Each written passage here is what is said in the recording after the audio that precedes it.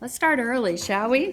Welcome to the August 7th, 2014 Olathe Public Education School Board meeting, and thank you all for being here. Would you like to call the roll? Mrs. Felter? Present. Mrs. Martin? Here. Mr. McCune? Here. Mr. Parker? Here. Mr. Poland? Mr. Shear? Here. Dr. Daniels? Here. Good. Let's stand for the Pledge of Allegiance. I pledge allegiance to the flag of the United States of America and to the republic for which it stands, one nation, under God, indivisible, with liberty and justice for all. It's a good day to be in Olathe. We've had some excitement today with groundbreaking and school just about to start around the corner. And Dr. Banikowski is going to start us out tonight with a presentation on preparation for the next school year that we're just looming right before us. Well, it's a great opportunity that really lots of us are going to give you just a little bit of a glimmer. And as you can see on the screen, we are ready, and that's what the message is that we would like to bring to you this evening. We are ready to welcome these wonderful pictures of students representing our students that are going to be coming next week. We've done a lot to prepare for this. It doesn't just happen automatically, and we're going to just quickly run through a few things to make you feel confident that we are ready. The first thing I want to talk about, we started actually back in the summer to prepare for the new school year. And you know we have a very rich opportunity during the summer for our students. We had some modifications in that program this year. You can see that we had over 1,000 students go to our middle school and elementary summer school program. We did a little modification of that this year, and we were very excited to see the really in-depth opportunity our students had to do reading and math to prepare them to succeed more in the school year. Certainly we had lunch and free breakfast and all that was occurring. You can also see that we had special education students, as we do always with our extended school year, and you can see that we had 533 students attend there. Lots of people to make this happen. At the high school level, I'm going to have Dr. Punswick just talk to us a little bit about what happened at high school, a little different. All right. Good evening. When you look at the high school data and the summer programs that we had, in E-Academy we had 218 students that were accessing courses this summer through our online availability. Driver's education, a big number, 420 students engaged in driver's education this summer, making better drivers on the road. Credit recovery, an option at all of our high schools and at our Mill Creek Center. We had 250 students that were engaged in recovering credits from the year. There's another item on the list, ACT Prep Works, and that really fits into what we're going to be looking at this year in high schools with college and career readiness. We're looking at ACT, we're looking at our AP courses, we're looking at our 21st century programs, expanding and making them strong. We're also looking at our Olathe Advanced Technical Center and the great programs that we have available there. Looking at it from both the standpoint of the partners that we have here, local community business, as well as our university partners.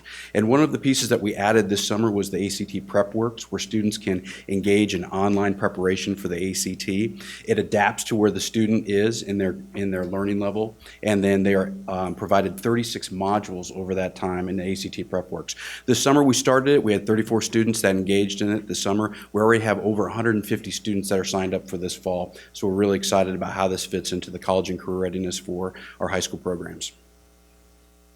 In addition, of course, as well as summer school, I just want to highlight a few of the wonderful opportunities we had for students. We had a STEM initiative for girls funded by the Olathe Public School Foundation, a great 2-week camp, and I loved looking at the goals, you know, to help our girls to be prepared, the strong, smart, and expand their idea of the future, but activities that would make anyone love science and math, and that is quite exciting.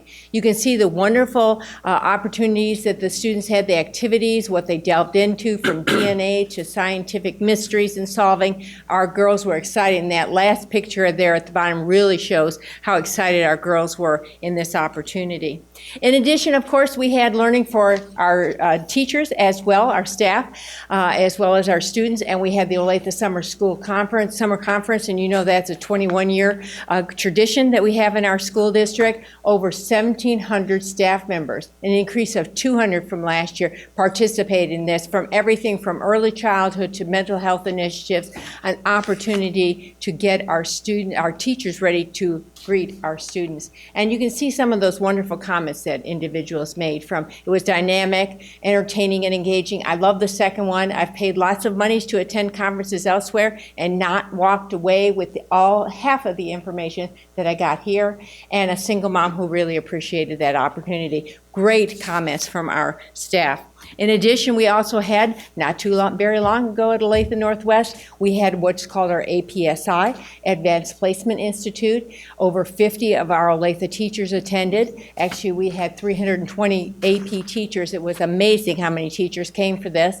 Of course, having our outside individuals attend really helps so we can have our own teachers attend. We have a relationship with Washburn University. Very, very positive comments, and again, lots of people made that happen.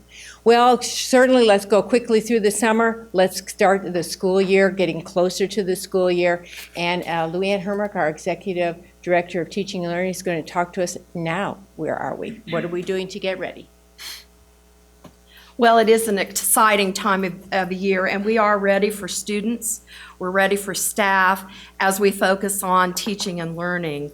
Our most important focus. Let's start with curriculum. As you well know, the curriculum documents you approve are so important to our teachers because they represent a sort of documented outline of exactly what it is students need to know and be able to do as we plan our teaching. We bring newly revised curriculum, such as K-12 social studies, into our buildings this year. Very exciting. Additionally, a good deal of district planning, as well as down to individual teacher planning, takes place to prepare for the new school year with lesson development, revision of curriculum maps, revision of long-range plans ready for our students. And then when a school year ends, there's a great deal of assessment information that we spend time analyzing, looking at those results under the leadership of Mary Matthew, doing some refining if we need to with our district assessment, realign our assessment items, if you will, and also develop assessments that we then would test drive in the 14-15 school year. Our students and our staff expect our texts and instructional materials to be ready for them. So as you can imagine, we've spent a good deal of time focusing on being ready at Millbrook Elementary. We prepared, ordered, delivered the brand new textbook collection, if you will, in that building, as well as moving texts from other buildings, downsizing students to make sure everything is ready. That small picture that you see there of the blue boxes, that represents those materials await a kindergarten teacher at Millbrook Elementary with the new reading series. Books are ready on the shelves at Millbrook, library books for our children, and so that's very exciting. We're bringing new board-approved texts and resources into our schools this year. As a matter of fact, we have added 140,000 holdings to K-12 building inventories with textbooks and instructional resources that our teachers will be using to teach our students. And those are ready to go for our children and our teachers. The last point I think that's very important, we've talked about it, is the idea of digital access to these texts. A great deal of time and preparation and planning has to be in place so that our teachers can digitally access the platforms for these new texts, as well as students be ready to log in and get access to this information. Curriculum, text, instruction materials, only as positive and effective as that teacher in the classroom. So a good deal of professional learning and planning goes into professional learning. In fact, we start tomorrow, district-wide pre-service training takes place at 8 o'clock tomorrow for all teachers in our district. We believe that our district staff development complements everything goes on at the building level to really make sure we're setting the stage for a very effective year for student learning. We're ready. Rita Lyon, Executive Director of Technology, will do a quick update next. You know, I get asked many times, well, do you work in the summer? Well, yeah, we work in the summer. Well, what do you do all summer? Well, summer is really a peak time for technology because it's really our opportunity to get into those classrooms and into those areas where we need to re-image machines and bring things up to date. This year has been an incredibly busy summer for us. As you know, starting off the summer, moving into our new facility, which I have to tell you is absolutely amazing. We totally love it. Thank you so much. Rolling out the new student information system and the new electronic gradebook for staff has been a huge undertaking, and I'm here to say that my staff has done an incredible job with it. We're very pleased with where we are. Gradebook training started today, and knock on wood, it's going very well. So we're pleased with where we are with that project. Spent lots of time, our crews, taking lots of technology out of classrooms so construction can get in there and do their thing, and now we're out there hitting it hard, putting all that equipment back together. We've got some new computer labs that we're putting in some areas, and so we're going to be burning the midnight oils this weekend to get all that stuff wrapped up and finish up those classrooms and be ready for those students. Security camera project, we kind of put on hold just a little bit this summer because of all the construction.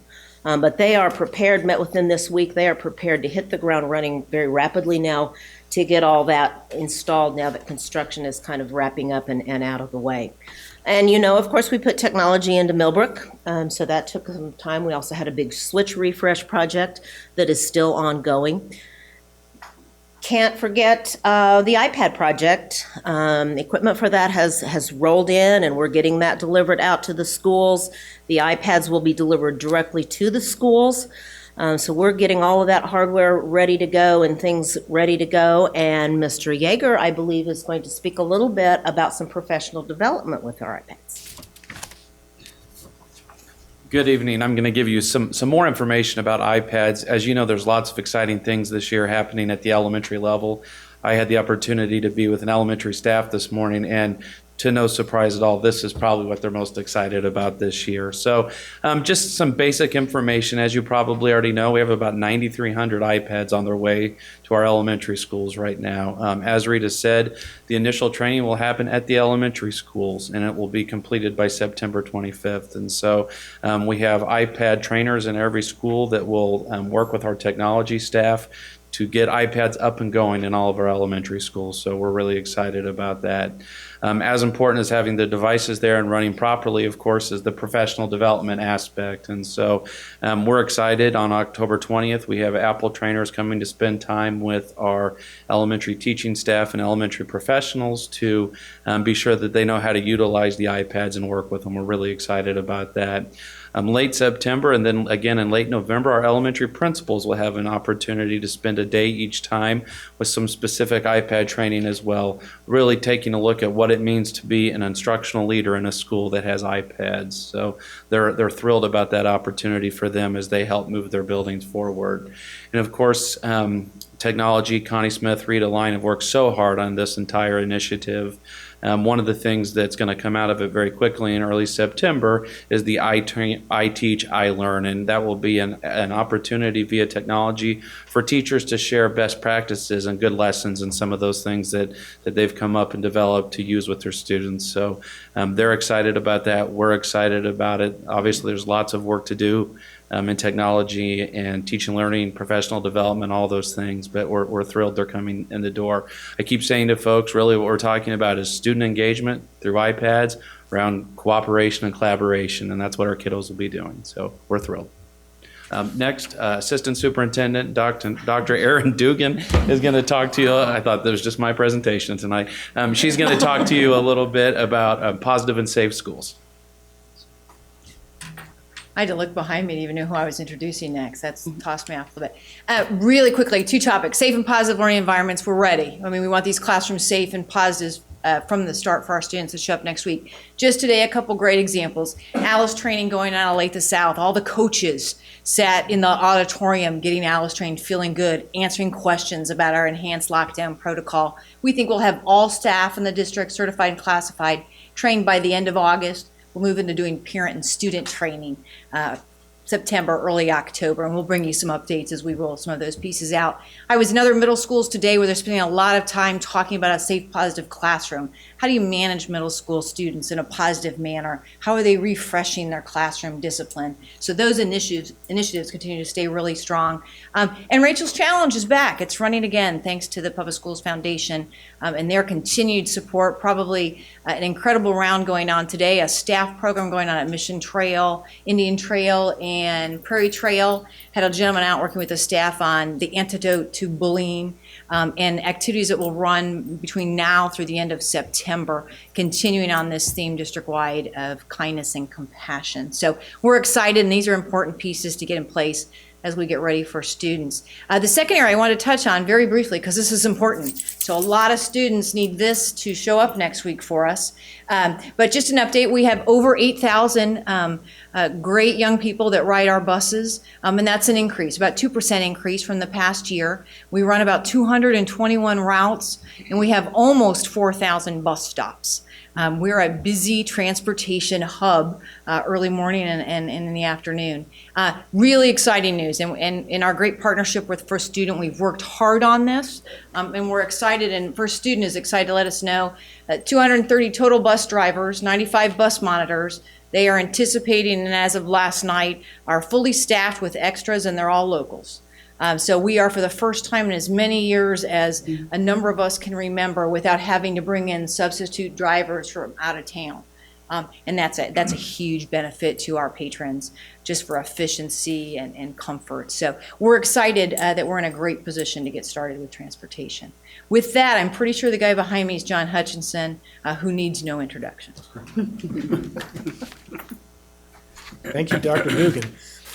As Dr. Dugan said, in about 5 days, those school buses are going to be dropping students off at the schools, and we will be ready in 5 days. It's going to be an intense 5 days, but we're almost there. In a new construction realm, Millbrook Elementary is absolutely beautiful, ready to go for students. Technology Support Center is up and running, supporting technology that will happen in the classroom. And as you all know, this morning we broke ground on high school number 5 to help with some of the more crowded classrooms we're going to feel in a few of our high schools. This summer, we've worked on 19 secured entrance projects, and they're all completed or near completion, but we'll be ready for those students on Wednesday. And kind of a benchmark thing for some of you on the board, we did the final 3 classroom with door projects. So now all of our schools actually have doors and walls that for safety security purposes. In aging facilities, nearly half of what we scheduled in Bond 2013 was worked on this summer. That's on 26 schools and across a dozen categories, and they run the gamut from heating and cooling to lockers to flooring.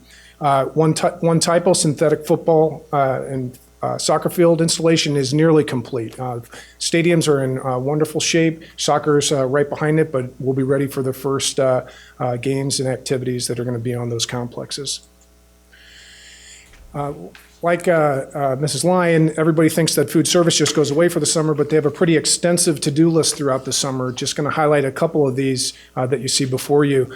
With all of the construction this summer, whenever they roll over the students in their system and make sure everything's ready for the first day of school, those computers have to be on. They actually had to collect all of the food service computers, bring them to the food production building, do all of that work, and now deliver them back out because with construction going on, they could not do that. So it was a little extra work this summer. They also were opening a new building with Millbrook Cafe. They had to clean and move into their new building where they have renovated. A lot of interior work happened. They scrubbed top to bottom, and they're ready to produce those wonderful meals. In addition, they go through some of their more typical processes of they had to hire 35 additional staff for replacement for people who have left the district, and they have trained over 240 staff members this summer as they go to the full implementation of the new nutrition regulations. Finally, later this evening, we'll hopefully culminate our budget process. We're prepared for the growth. We are planning on 430 new students on a financial basis. We have that growing secondary population that we planned for this morning. We have a growing tax base again, and we have a slightly growing base state aid per pupil. This budget maximizes revenues for the classroom while still being levy sensitive. We're reducing the overall rate, but trying to utilize our full ability on capital outlay in order to maximize our state aid. With that, I'll turn it over to Maggie Kolb, our Director of Communications. As you know, keeping our parents and patrons informed is a vital part of what we do in communications. And we work closely with our divisions and schools to make sure that the important messages are getting out to the stakeholders who need to hear them. We've been working closely with our division leaders this summer on many of the topics that you've heard tonight to get communication out. So that's important. In addition to communication planning, we've also spent a lot of time this summer updating marketing materials, brochures, parent guide, annual report, pages upon pages upon pages on the website to get it ready for 2014-15. And communications staff helped with the implementation of new video production equipment here in the boardroom and in the tech building next door. We're very excited to use that moving forward on some video production projects. So I would say in summary, communications is excited and ready to share all the great things to come in 2014-15. And next is Jim Payne from HR. Of course, once the students are there, the second most important thing is to start the school year is staff. And when we talk about the staff, most of the focus is on new folks, people who are coming to us for the first time.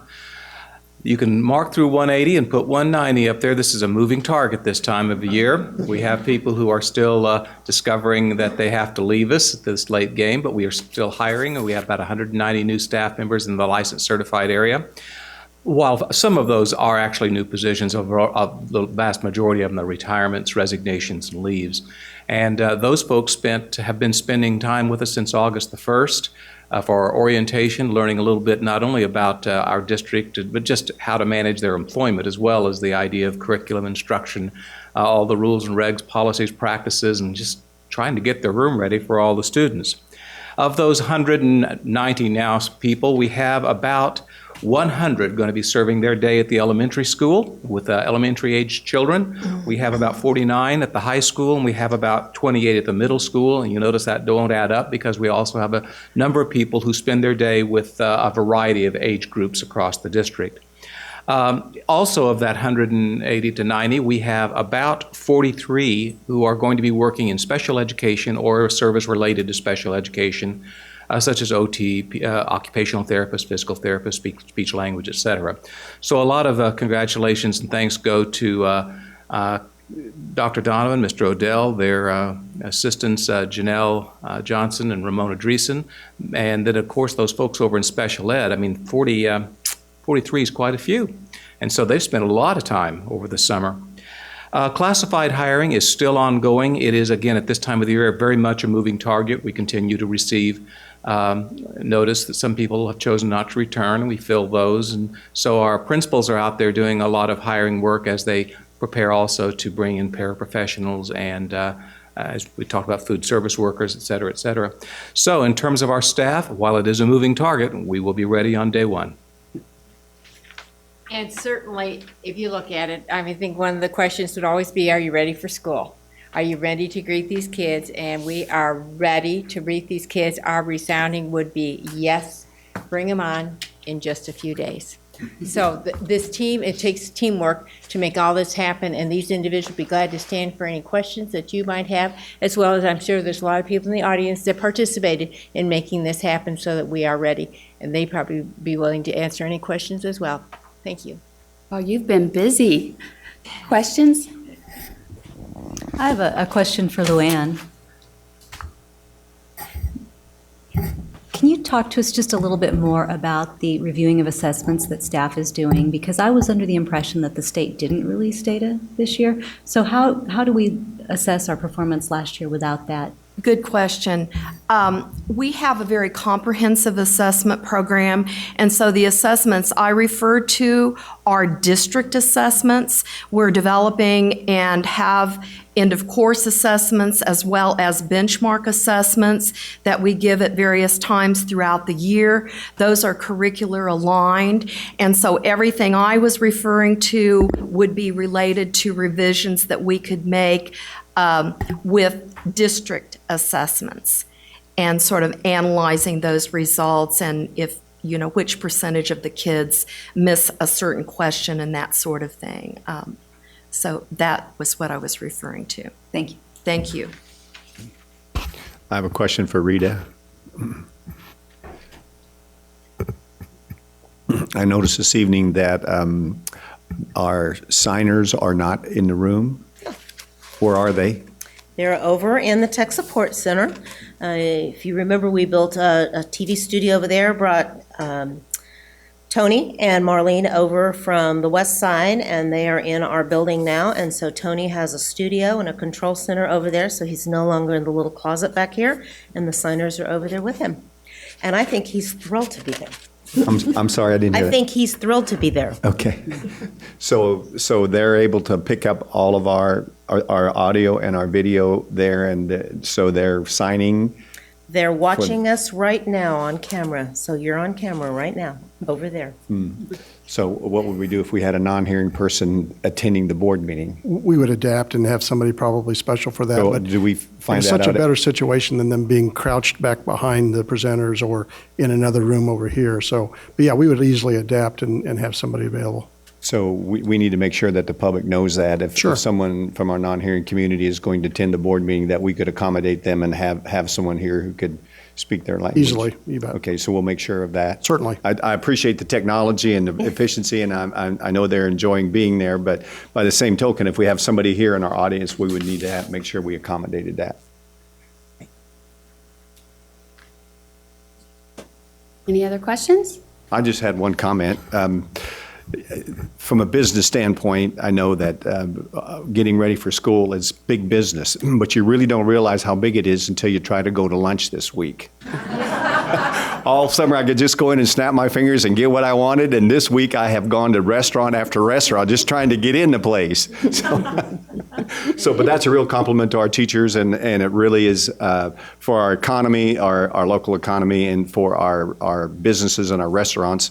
And I know all of the retailers are excited because their parents are back looking at that long list of school supplies. So this is not only big business for our kids, but it's big business for our businesses as well. So sometimes we overlook that, but it's everybody needs to get those kids ready to go to school. So. And I had a question, and it might be better directed to Heather, but maybe someone up here so Heather doesn't have to get up. How about our backpacks for kids who maybe need assistance with getting those supplies? I know in the past we've had activities to promote getting those collected. Actually, we had a wonderful activity on Saturday, and it was a kind of a brainstorm and brainstem, I guess you would say, of Heather. We had a wonderful opportunity at North Lindenwood Support Center, our back-to-school bash, as we sometimes call it, back-to-school event for our homeless students. You saw backpacks being given out. You saw dental. You saw people giving out food. You saw individuals getting cards for shoes. You saw haircuts being given by wonderful partners in our community that give up their time. So we really have that well in hand. We were actually handing out helmets for a bike to rodeo kind of thing for all of our students, and even the little ones were getting little helmets and things. So it was a great partnership of our community that surrounded our students and families who are in a homeless situation, and making sure that they have what they need to start off the school year in a good manner. Thank you. Thank you for your work on that, Heather. I read a statistic that the average back-to-school outlay of money is $300 per child in your family. So that's greatly needed, especially with the great need among many of our students. Okay, are we done with questions? Thank you guys for a fabulous presentation. We're so excited for the next school year. All right, board, how about, since we're a little ahead of schedule, let's move to the consent agenda, items 6.01 through 6.04.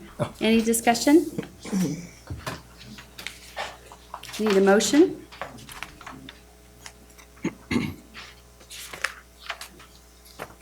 So moved. All right, second? Second. Who do you want? Rick? Okay. So I have a motion by Dr. Daniels, second by Rick Shear. You want to do a roll call vote, please? Mrs. Martin? Yes. Mr. McCune? Yes. Mr. Parker? Yes. Mr. Shear? Yes. Dr. Daniels? Yes. Mrs. Felter? Yes. All right, we'll move on to 7.01. We've got a lot of various items. Do you want to consider pulling any out for discussion and trying to get through the mundane ones? Not that they're mundane, but routine ones? I think we ought to pull 7.08. Did you say 08, the naming? Okay, I agree. Anything else? I think it might be just worth mentioning 7.03, the new contract with Olathe Medical Center, the greatly reduced rate for our trainers. I don't think we can express enough what a great partnership that is for our district and how much we appreciate what they're doing for our kids. Very good. And I would also like to pull 7.06, high school number 5 mitigation credit agreement. I think it's just important for us to review that so that the public understands what that agreement is and that we've studied it and why we're spending taxpayers' dollars for that. And I'd like Mr. Hutchison to come to the podium and explain that. I think board members probably understand, but our public may not, and we want to make sure our public is informed on that. So Okay. I would like to pull that one as well. Any others to pull? If not, I'm understanding that we will do 7.01 through 7.10, pulling 7.03, 7.06, 7.08. I would entertain a motion. I don't need to pull 7.03, I just wanted to make that Okay. comment. Okay. Okay. So pulling 7.06 and 7.08. If you agree, I'd entertain a motion. I would move for approval of 7.02 through 7.10, removing 7.06 and 7.08 for other consideration. Did you mean 7.01? Yeah, from 7.01 through 7.1, with the exception of 7.06 and 7.08. And I second. Okay, was that you, Amy? Yes. Okay. Great, I have a motion from Mr. Parker and a second by Amy Martin. Roll call vote, please. Mr. Shear? Yes. Mr. Poland? Oh, sorry. Mr. Parker? Yes? Mr. McCune? Yes. Mrs. Martin? Yes. Mrs. Felter? Yes, Dr. Daniels? Yes. great. Should we start with 7.06, the high school number 5 mitigation credit agreement? Yeah, I'd just like to ask Mr. Hutchison to come to the podium and to explain that to us as Mr. Thompson, why that's there and what the purpose is, and it's $169,000.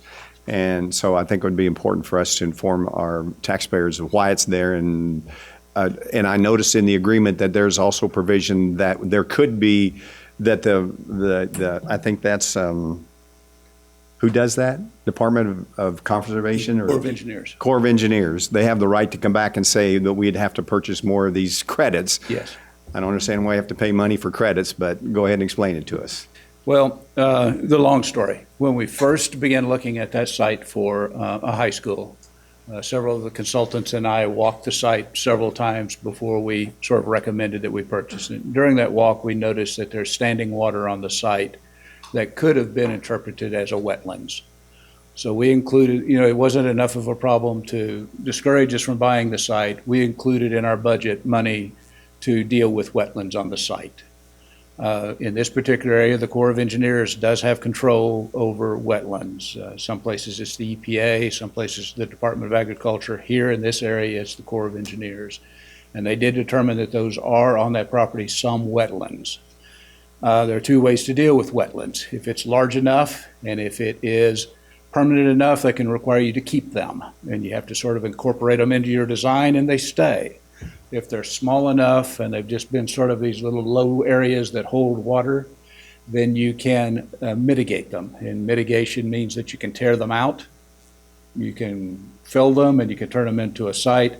But to do that, you have to buy credits in a mitigation bank so that you can then tear out the wetlands on our property. We're basically buying wetlands in a swamp in South Johnson County somewhere. And that price is $169,000 worth of credits. Believe it or not, that's less than what we included in the budget. The agreement we have is with the mitigation bank, which is where we're buying the credits. We felt it a good idea to establish now in the agreement what additional credits would cost, not try to negotiate that at some point in the future. So that's why it's in the agreement. That sort of sets the price if we have to buy more. And you're right, at some point the Corps of Engineers could determine we need to buy more credits. The consultants don't think we will. The city staff we're working with don't think we will. I don't think we will. And the Corps certainly isn't going to come inspect our site, likely, compared to the size of the site it is. It's a very small wetlands. That's the whole purpose. We're basically buying credits so we can tear out the wetlands that are on our project. I don't write the laws. But that's what this agreement is. This is basically our purchase agreement with the mitigation bank. So basically, when we bought the site, we understood that the wetlands were there, and we budgeted this amount. We budgeted slightly more than this amount Okay. to deal with the wetlands. And to be frank, while this may not seem like the best solution, it's better than leaving them on the site and having to work around them and sort of incorporate them into our design. The fact that we'll be able to fill them in and turn it What into is a parking lot. do you know what the Corps of Engineers does with the money? Do they? Corps of Engineers doesn't get the money. We're buying it from a mitigation bank, which is a private organization that does this for the government. They're basically reserving land for wetlands that we're buying a part So then of. this mitigation bank, they would be buying land somewhere else to help already- preserve, and I don't understand it completely, but what they want to make sure to do is that we're not just destroying all wetlands. That all wetlands while don't it's here, disappear, that at even though we some can't point- utilize Yep. it here, it's someplace else, so that there's still wetland, so many acres of wetlands That's that are a out there. perfect For description, the Mr. ducks Chair. and the geese and animals and all of that. So we're destroying a small amount of wetlands. We, at the same time, are purchasing part of a larger wetland somewhere else in Johnson County. Okay. Understood. Thank you. Any other questions? You wanna make a I'd motion? move to approve the agreement to purchase stream and wetlands credits from the mitigation bank as presented. Second. I have a motion by Mr. Parker, second by Brent McCune. Roll call vote, please. Mrs. Felter? Yes. Dr. Daniels? Yes. Mr. Shear? Yes. Mr. Parker? Yes. Mr. McCune? Yes. Mrs. Martin? Yes. Let's move on to 7.08, the naming of high school number 5. Absolutely. Madam President, members of the board, Dr. Barry, we had a great event this morning at the groundbreaking for high school number 5. And at that event, you heard Dr. Barry mention the name that we're bringing for you tonight as approval of the next high school in Olathe, and that's Olathe West. And we're asking for your approval for Olathe West as the official name for, as what we've been calling for a while, high school number 5. So you went out on a I limb. pulled that here. for no apparent reason. I just wanted to make sure it had its own discussion. It's Thought you had great. another suggestion or something. He was going You rogue. make the motion then? I'd be glad to make the motion to approve Olathe West High School as the official name of high school number 5 as presented. Second. I have a motion by Mr. McCune, second by Amy Martin. Roll call vote, please. Mr. McCune? Yes. Mr. Parker? Yes. Mr. Shear? Yes. Dr. Daniels? Yes. Mrs. Felter? Yes. Mrs. Martin? Yes. All right, we're doing great. Thank you. Thank you very much. How about 8.01? Shall we move on to the Board of Education Committee assignments? I don't know if you guys noticed, there are some of the committees that just have 2 members. If you see one that you want to join that just has 2 members, or if there's discussion otherwise, we can do that now. Madam President, if it was all right with the other 2 board members, I wouldn't mind being on part of the insurance committee again. Okay. Wonderful. Do you have any expertise in that, Mr. Parker? 15 years. Okay, good. We're good to go then. 15. We need some more discussion. Anyone else? Well, I'd certainly like to see a third board member on the Finance Committee. And I'd be happy to do that, but I'd also be happier if someone else would choose to do that. I think it might be appropriate for Mr. Scheer, as a member of the executive committee, to also serve on that. And I would be happy to sit on that committee. Good. Having sat on it 2 years so far, just really getting my feet wet, and it does help me to keep Mr. Hutchison in line. So that'll be good. Great. Anything else? And somehow I think I've lost myself. I'm usually always on teaching and learning, and I seem to have forgotten to list that one, so I'd be happy to do that. Wonderful. If there's nothing else, I would entertain a motion to approve the Board of Education 2014-2015 committee assignments as presented and adding Harlan Parker to the Insurance Committee, Rick Scheer to the Finance Committee, and Dr. Daniels to the Teaching and Learning Committee. And thank all of you for your willingness to serve in this capacity. I need a motion. So moved. Second. Okay. Motion by Amy Martin, second by Harlan Parker. Roll call vote, please. Mr. Scheer, Yes. Dr. Daniels, Yes. Mrs. Felter, Yes. Mrs. Martin, Yes. Mr. McCune, Yes. Mr. Parker. Yes. Wonderful. 8.02, the Board of Education School Site Council assignments. Any discussion? I'll entertain a motion. I would move to approve Board of Education 2014-15 school site council assignments as presented. Second. I have a motion by Mr. McCune, second by Amy Martin. Roll call vote, please. Dr. Daniels, Yes. Mrs. Felter, Yes. Mrs. Martin, Yes. Mr. McCune, Yes. Mr. Parker. Yes. Mr. Scheer. Yes. 8.03, acceptable use policy, policy GAJ. I need a motion to approve the changes in this policy, acceptable use policy as presented. So moved. Second. I have a motion by Ms. Martin, second by Mr. McCune. Roll call vote, please. Mrs. Felter, Yes. Mrs. Martin, Yes. Mr. McCune, Yes. Mr. Parker. Yes. Mr. Scheer, Yes. Dr. Daniels. Yes. 8.04, approval of the 2014-2015 budget. We need to pull this because we will have a hearing, and Dr. Berry, it needs to be. That's correct. Okay. Okay, so let's look here. So we're pulling 8.04. How about we look at our future action items, 9.01 through 9.03. We've got copy paper, high school number 5 trade bids, and bid for systems, furnitures for employee services. Any discussion? Okay. And then you received written information, 10.01, construction change orders, and then you also received 10.02, accounts payable disbursements transaction review. Any discussion or questions? Madam President, I just wanted to comment about 10.01, the construction change orders, and I want to compliment staff on the detail that we get on these change orders. I frankly don't know how they keep track of it, for all of the things that go on in these buildings and all of the things that have to be modified. And so, Mr. Thompson, you and your staff just do an awesome job on this, for us to be able to look at this information.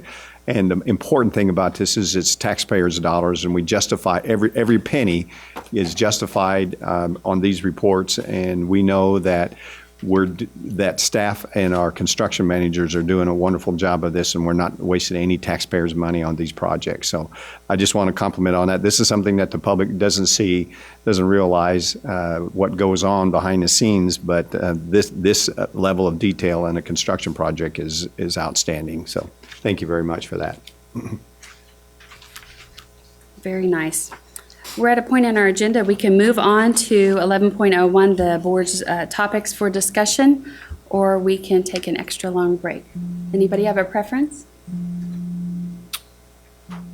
How much time do we have for the topic? Don't we usually take 10 minutes break? Is that how long? We start again by 7. How about we go ahead and break now? And make sure you shake several hands in the audience. Thank you guys for coming. We'll be back here at 7, okay?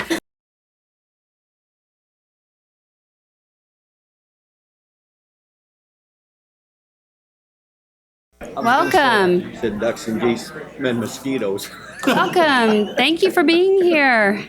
Oh, yes, that's me, huh? We've come to the portion of our meeting where we're going to have a procedural public hearing for the budget for the next school year. It's for the next fiscal year, actually.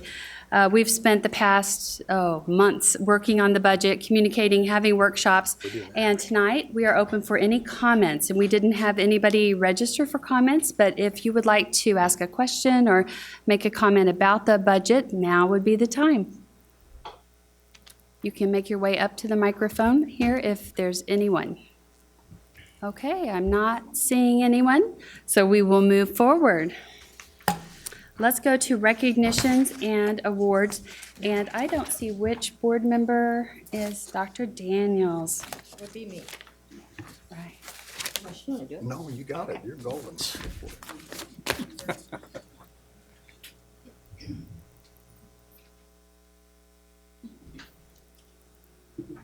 Good evening. Don't you just love a packed house at recognition time? I do. Welcome to all of our distinguished guests.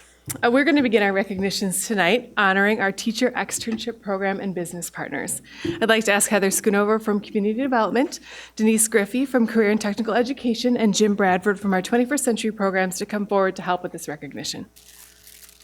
Our teacher externship program continues a rich tradition of enhancing staff professional development with our community partners. Teachers annually spend 1 or 2 weeks during the months of June and/or July working with local businesses. This provides educators the opportunity to find real-life connections that can be incorporated into their classroom to enhance their curriculum. Tonight, we both recognize our staff as well as business partners and celebrate their collaborative efforts to enhance the learning process for all Olathe students. Honorees, please come forward when I call your name. Ken Gandy from the Olathe Advanced Technical Center, who is mentored by Don DiBaggio from McCarthy Nissan. Cynthia Lofquist from Olathe Northwest High School, who was mentored by Terry Hoffman from VML. Sarah Talcott from Olathe East, who was mentored by Mary Stafford from Safe Home. Anna Lynn Morris from Olathe Northwest High School, who was mentored by Amy Pearson from Entertainment Techs. Susan Barr from Olathe North, who was mentored by Ann Thomas of the Children's Place and Mary Stafford from Safe Home. And Chris Kennedy from Olathe North, who is mentored by Julie Foster of Harvest for Hunger and Mary Stafford of Safe Home. Congratulations, and thank you to our business partners for their support.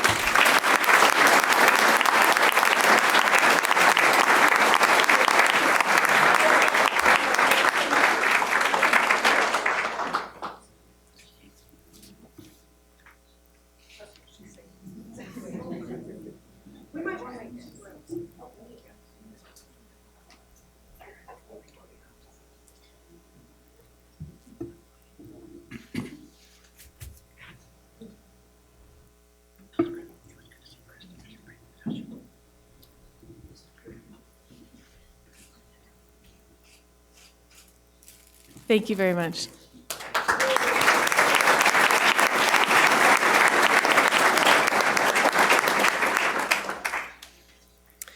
And next, we'd like to recognize Michael Rao from Olathe East High School. Michael, if you could come forward along with Principal Bill Weber. There you go. Michael has been awarded the Outstanding Biology Teacher Award by the National Association of Biology Teachers.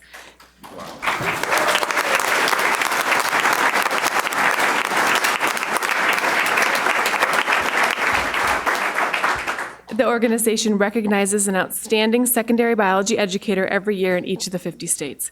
Candidates are judged on their teaching ability and experience, cooperativeness in school and community, inventiveness, initiative, and student-teacher relationships. Ralph teaches biology and AP Biology and is the founding sponsor of the Biotechnology Club at Olathe East. Congratulations on this wonderful accomplishment.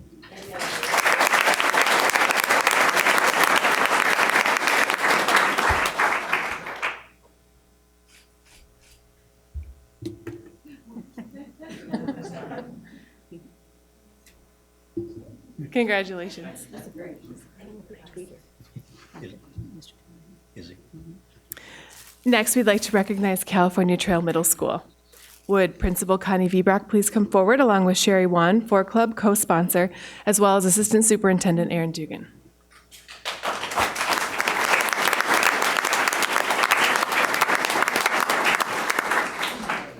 California Trail Middle School has been named the kindest middle school in the nation by thinkkindness.org, an organization that works with schools and communities to do acts of kindness and make impacts in the world. Last school year, the school's Friends of Rachel, or 4 Club, was part of a campaign to collect gently used shoes. The group encouraged students to bring in shoes to benefit children in need in Kenya. The goal for the school was to collect 5,000 pairs, and they collected 11,000 pairs instead. Next year, they plan to collect 25,000 pairs and include feeder schools in the campaign. We have no doubt you will have outstanding success. Congratulations.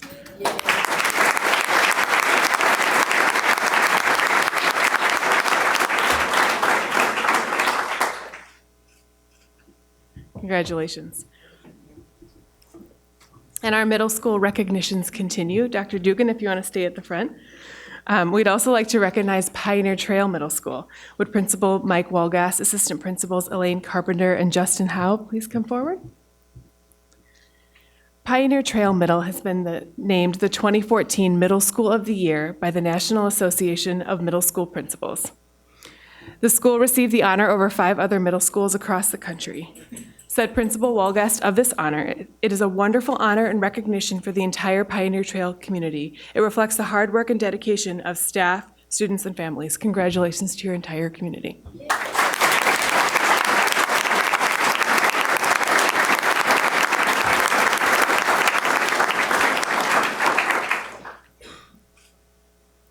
Congratulations. Next, we'd like to recognize Elena Wahlberg. If Elena could come forward, along with Principal Gwen Poss, Debate Coach Josh Anderson, and Assistant Coaches Mark Skoglund and Eric Skoglund. Elena, who is a 2014 Olathe Northwest High School graduate, was recognized as the 2014 Policy Debate Top Speaker in the National Speech and Debate Tournament. She is the first National Speech and Debate National Champion in the district's history. The award is given to the single debater whose scores were the highest in the tournament. Her coaches describe her as the best of the best. Congratulations, Elena, and best of luck to you in the future.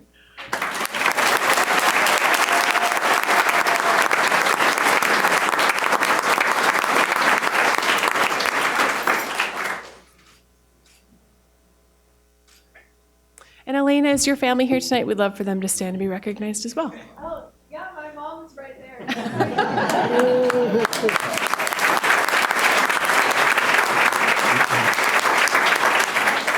Congratulations. And next, we'd like to recognize Vanya Shivashankar, who just finished 7th grade at California Trail. Vanya, if you could come forward, along with Principal Connie Vibrock. Earlier this school year, Vanya won the district spelling bee and then went on to represent the district and the state in the Scripps National Spelling Bee in May. This year was the 4th time Vanya won the district spelling bee. She did an outstanding job at the national bee and made it to the semifinal round. Congratulations, Vanya.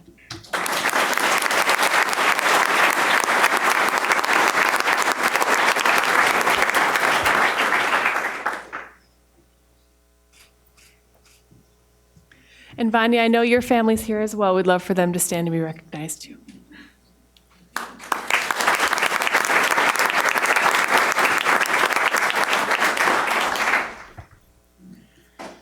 Next, we would like to recognize 2 Santa Fe Trail Middle School students for qualifying for and participating in the National History Bee.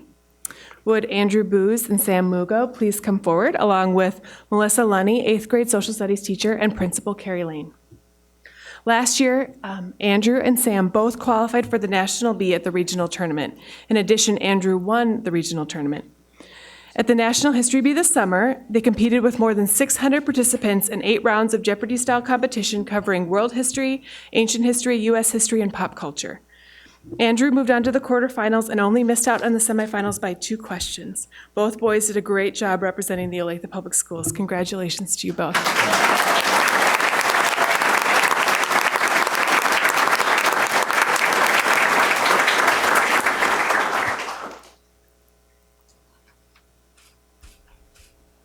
And I know your families are here as well. We'd love for them to stand and be recognized too.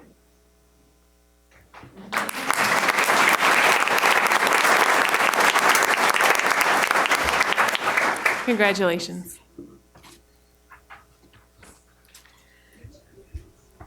Next, we'd like to recognize Sarab Harahali, who will be a senior at Olathe East this year. Sarab, if you could come forward along with Principal Bill Weber. Sarab recently received a perfect score of 36 on the ACT exam. Nationally, while the actual number of students, yes, let's applaud that.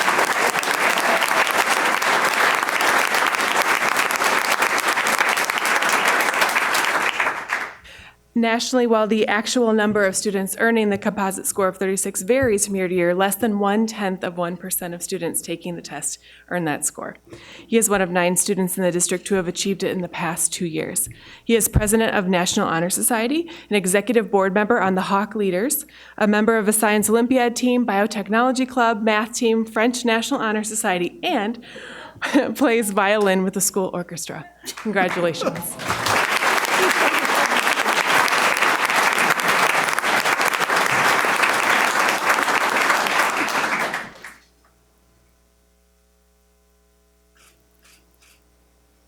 And I know your family is here as well. Please have them stand to be recognized.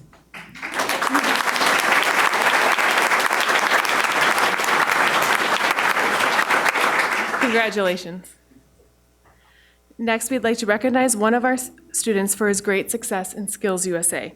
Christian Ibarra, if you could come forward along with Advanced Technical Center Administrator Kathy Musgrave. Christian, who just graduated from Olathe North, placed first in state in the auto collision job demo category and went on to compete at the national competition. We also had a student, Rebecca Volner, who placed first in state in construction trades, but she couldn't be here this evening. And Gary Anderson, I believe, is here, and he is her instructor. But congratulations to you, Christian, and best of luck to you in the future.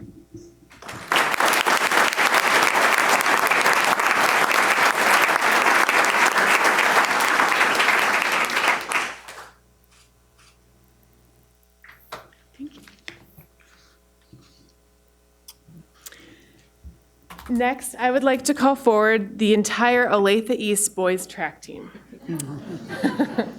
If you could all come forward along with Coach Mike Wallace, Principal Bill Weber, and Assistant Principal and Athletic Director Craig Taylor. The East boys track team won the Kansas 6A championship title. This is the 4th state championship title for the team, who previously won in 1998, 2007, and 2010.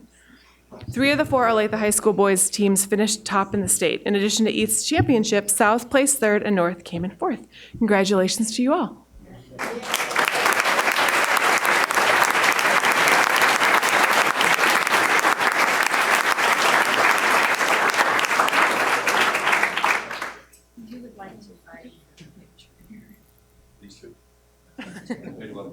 They'd like to fight it out? All right, I'm ready to see that.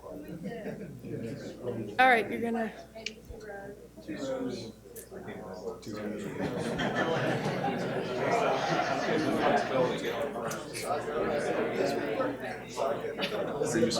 Thanks, I believe.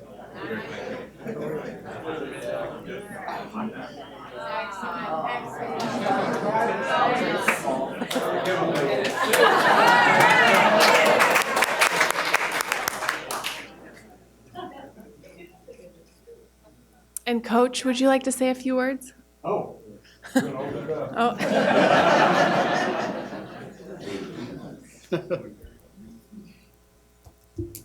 Yeah, this is a 9th state title for our track teams. You know, the city of Olathe has won 10. These kids have won 9. That's pretty cool. We had on the boys' side, we had state champions. Kaylin Neal defended his state championship in the triple jump, 48.8. That's the best jump in the state by far. Our boys 4x4 ran 3:17.07, an all-time state best. That was really cool.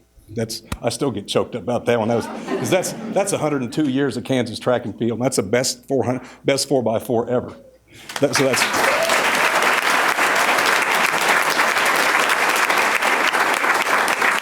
AJ Stevens, Mike Stevens is our jump coach. I actually coached him at Olathe South.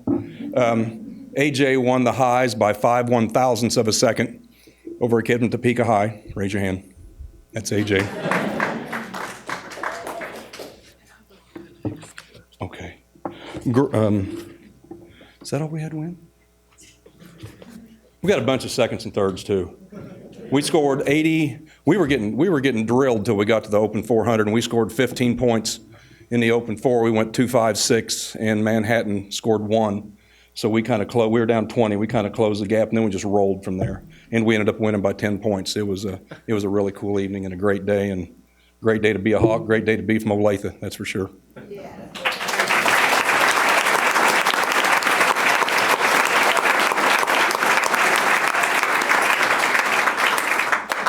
Congratulations to you all.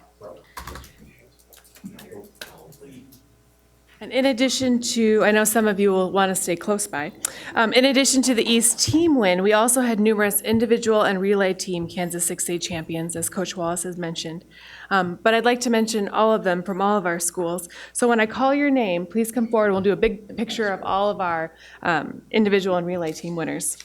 For the boys, we had 110-meter hurdles, Olathe East Austin Stevens, 400-meter state champion Olathe South Tanner Green, 1,600-meter relay state champions Olathe East Kyle Evans, Nathan Matters, DeJuan Washington Box, Parker Evans, Braxton Love, and Tyler Brennicky. Long jump state champion Olathe North Isaiah Simmons, triple jump state champion Olathe East Kayla Neal, and shot put and discus state champion Olathe South Braden Smith. For the girls, we had 100-meter state champion Olathe East Jasmine Thomas, 200-meter state champion Olathe South Jacqueline Darby, 400-meter and 800-meter state champion Olathe East Kelsey Lathrop, and 3,200-meter relay state champions Olathe East Kayla Davis, Allison Vermillion, Natalie Coplin, and Kelsey Lathrop. If you all want to come forward, we can be recognized up here. Congratulations to all of you on this wonderful accomplishment.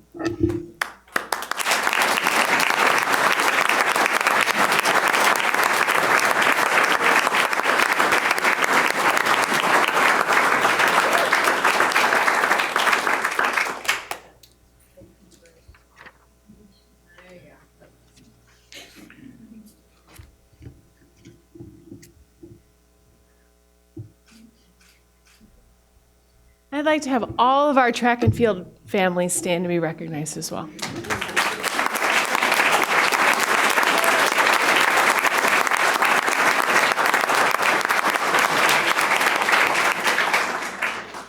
Congratulations. And that concludes our recognitions this evening. Thank you.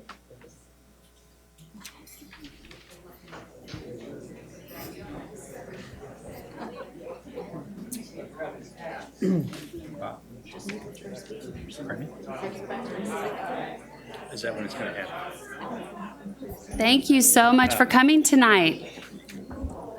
We have one final recognition. Oh, no. Give me a D. Give me an E. Give me a B. Give me another B. Give me a Y. What does that spell? Debbie! Thanks to her leadership, we continue to thrive. Growing so quickly, we need high school number 5. So we thank you, Dr. Daniels. Our gratitude is much more than just granules, because you have cheered us on for all these years and kept us calm. We have for you these amazing pom-poms. So, Dr. Daniels, thank you for your service as president last year. I know that you didn't want necessarily the typical recognition because you're servant heart, but you make us so wonderful, and we thank you. My son made this for you, and he kind of didn't seem to totally understand the instructions, but maybe it could be multi-purpose, like, you know. So here's your pom-pom. And then you might need this. So thank you.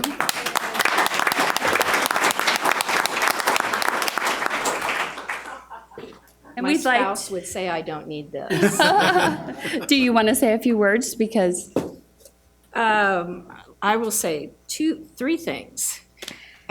First, the last two times that I've been president on the board, Dr. Wimmer chose to retire, and then Dr. All chose to retire. And so I was feeling slightly paranoid this spring, Dr. Berry. Thank you very much for not choosing to retire on my tenure. The second thing I will say, it's a pleasure to work with such a collaborative group on our Board of Education. And third is, the job is really easy because of the wonderful job that all of you do. So thank you very much. Oh, thank you. Typical humble mode. Thank you, seriously, from the bottom of our hearts. And we want to reiterate that we have our new board clerk, Mrs. Joy Bondurant. We're so glad to have you here. Do you feel more comfortable this time around? Sure. You look like you were born in the chair. And then Mrs. Hibbs, thank you for coming back. She's our safety net right there. Would you stand up so we could clap for you? You're just such a delight. Thank you.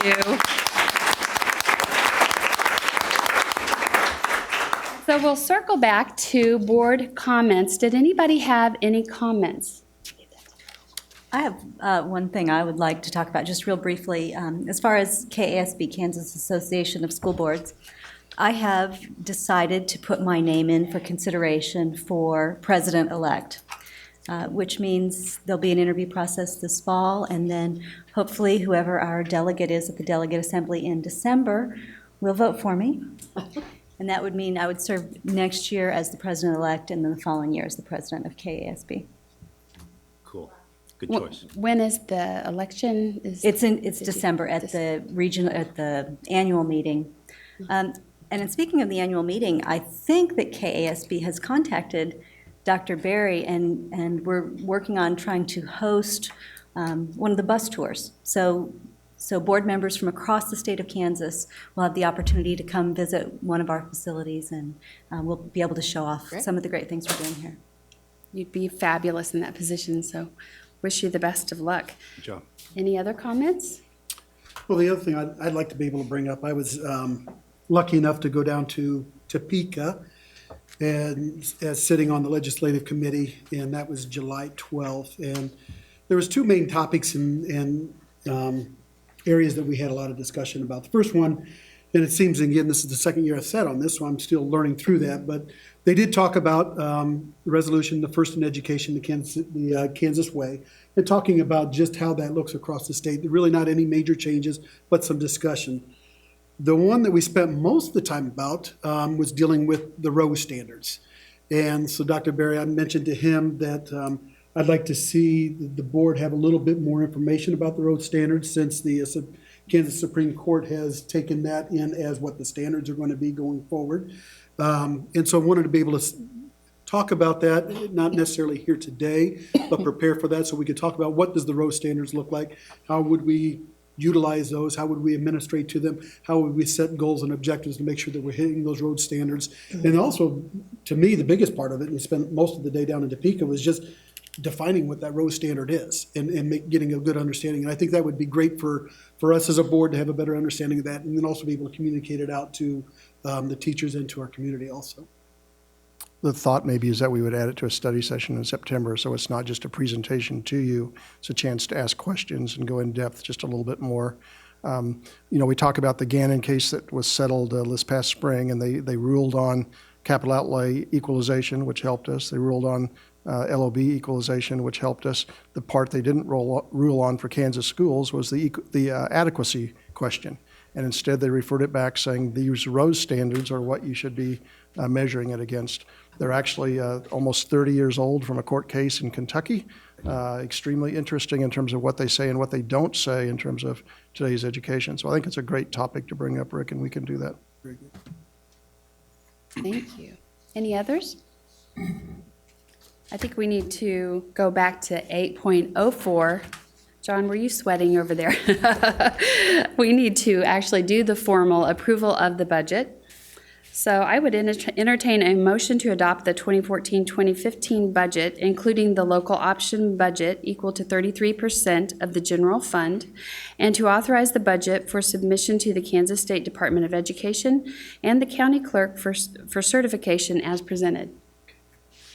I would be proud to so move. And second it. All right, I have a motion by Dr. Daniels, a second by Mr. Parker. Can you do a roll call vote, please? Mrs. Martin? Yes. Mr. McCune? Yes. Mr. Parker? Yes. Mr. Shear? Yes. Dr. Daniels? Mrs. Felter? Yes. And thank you again for your hard work on our award-winning budgets. Are we going to win it again this year, Mr. Hutchison? Okay, no pressure. And then now for your comments, Dr. Berry? Yeah, just a few random comments if I could tonight. I appreciate staff taking time to give you some quick updates to say that we're ready because the kids come next week. We always want to talk about enrollment, and it's something we don't really track quite yet, even though we enroll kids every day. But it's going to fluctuate so much between now and the start of school and the start of school on September 20th. But we are anticipating, as John said, I think in the budget up 400 kids, FTE, the head count's slightly higher than that. That's about the size of an average elementary for us, and as we always say, greater than most school districts in Kansas to gain over 400 kids in 1 year. We've talked about the challenges of our facility improvements over the summer, and that is coming to a close because the kids come next week. John and Tom Lillis and Greg Thomason and all the staff, Denise Carpenter's been wonderful. Our principals, we've asked for a lot of flexibility because we're right down to the wire. I will tell you tonight, I guess even publicly, Arbor Creek is the closest one that we're having to deal with. The others look like they're going to be in pretty good shape. But again, we're doing everything we can to get teachers and staff in the door. It was mentioned earlier about the driving staff, and that's really important to us that we have enough drivers. And that's almost historic for us that they have a full driving staff now to start the school year, and it's very positive for us. I want to also echo what Amy had said about our partnership with Olathe Medical Center. That contract that we approved tonight for medical trainers increased services for our schools and kids and lowered the price. And they came running to the table because they liked the partnership that we have. And so it was very, very positive for us. All staff members were back today. And again, you've heard stories, I've heard stories about some of the activities today from the new staff at Millbrook going out into the neighborhood and hanging door hangers on all the houses to projects in the community and just a lot of things around town as well as in their schools. So it's really exciting to have our staff. And it sounds like all 2,500 went to eat where Mr. Parker wanted to eat today. But it is a challenge, I'm sure. You know, something I don't have a lot of details on, but it's kind of cool and kind of exciting because somebody sent me a commercial that will air. But our opening night of football, 2 of our Olathe schools are playing 2 Western Kansas schools. And so they've gotten into it to play it up that it's East versus West. Mm-hmm. And so Olathe East High School and Olathe Northwest, we're playing Hayes High School and Garden City High School at Seaback in a doubleheader football game. Wow. That will be carried not only by Metro Sports in Kansas City, but they've hooked up with Cox Communications, so people in Hayes and Garden City will see the football games statewide.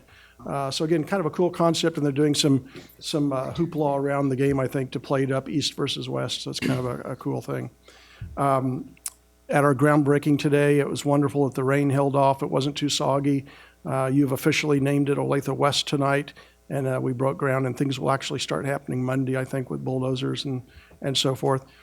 Most of you know and saw that we had a young second grader there from the neighborhood who had his own homemade sign advocating for the Olathe West pterodactyls. In fact, the fighting pterodactyls that he wanted to name the mascot. And of course, that will come later, the mascot and school color. We have not done that. I think that's all I have for tonight. Great, thank you so much. So we need an executive session about... Public comments. Oh, thank you, please. Can you read it? Thank you.